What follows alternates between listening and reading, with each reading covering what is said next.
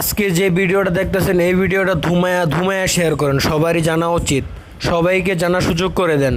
ঢাকা টাঙ্গাইল মহাসড়কে ভয়াবহ সড়ক দুর্ঘটনায় 2 জন মারা গেছে।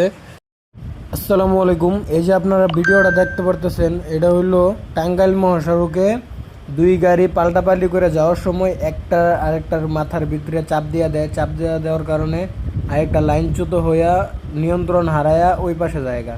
কিন্তু ছাদের ভিতরে 2 জন লোক ছিল, ওই 2 জন লোক একবারে স্পট ডেট। সুতরাং কেউ ছাদে উঠে চলাফেরা করবেন না, কারণ ছাদে উঠে চলাফেরা করা খুবই রিস্কি। এই যে 2 জন লোক মারা গেল আজকে। সকলের কাছে অনুরোধ, কেউ আল্লাহর রস্তে ছাদে উঠে চলাফেরা করবেন না।